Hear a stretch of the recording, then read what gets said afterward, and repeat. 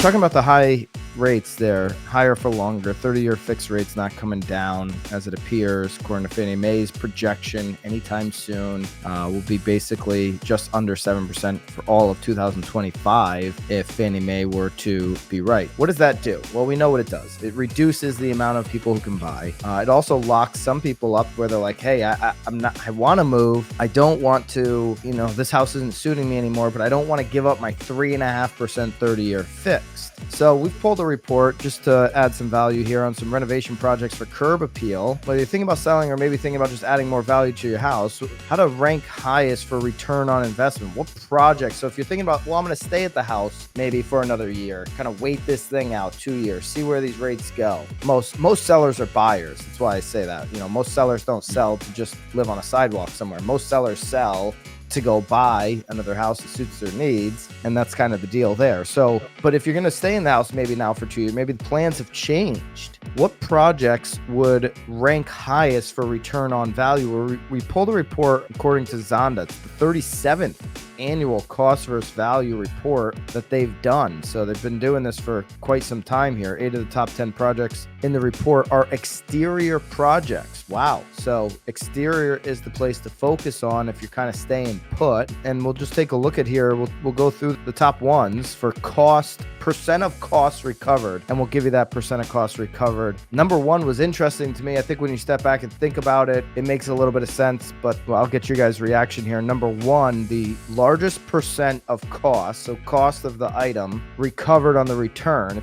This is when you go to sell. So number one item is garage door replacement. Never would have been on my radar. Never. I mean, it makes sense, but yeah, like when you're thinking about things, so like what didn't make the list was one, this is why I grabbed this article. Rob had posted one a couple of weeks ago about outdoor TVs had a huge return on investment as well. So like I was thinking something more like that, outdoor kitchen, re-landscaping, but garage door. I was in the same ballpark. Yeah. A couple weeks ago, I was up in when I was at my Saybrook house. I put the outdoor TV up for you got to take it out. Can't leave it out all winter. Like down here, the Florida house, I can leave the outdoor TV up 365 unless a hurricane's coming. Then I might throw a cover on it or bring it inside or something. But right, I've got the outdoor TV up in Saybrook. It's outdoor TV season up there. It is nice. Yeah, I'm ready to roll.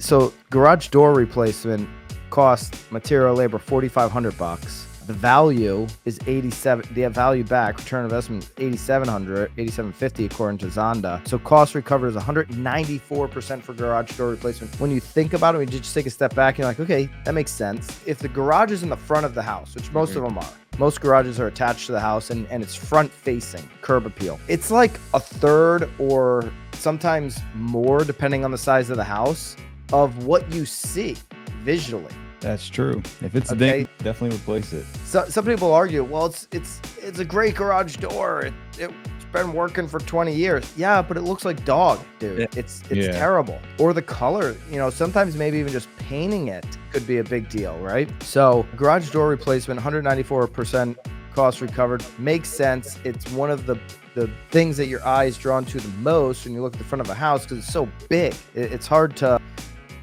miss it. It's like a driver out on the golf course. It's your biggest club. It's hard to miss with a driver. It's easier with a 4-iron, very small club, okay? My wife can pick up on the little lighting features of a house. Oh, those lights, those don't really go with that house. Oh, those look beautiful. Those are nice lights. I miss the lights every time. It's like a 4-iron, easy to miss the shot. I'm like, oh man, the lights, where are they?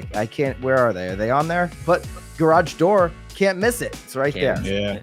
Yeah, you're right with the lights. Like I might go through a house 2 or 3 times before I finally notice hey, that's actually a really nice light. But yeah. See, my eyes are always drawn to nice chandeliers and nice lighting. I don't know why. Interior is easier to spot out nice lighting. Now that I've done enough of it myself, it's like, the interior, I can pick that out. But exterior, we bought a new place in Naples and she's like, oh my God, these exterior lights are awful. I'm like, really? I didn't even notice them. Yeah, they're too small for the house. So then she, of course, had to replace brand new lighting.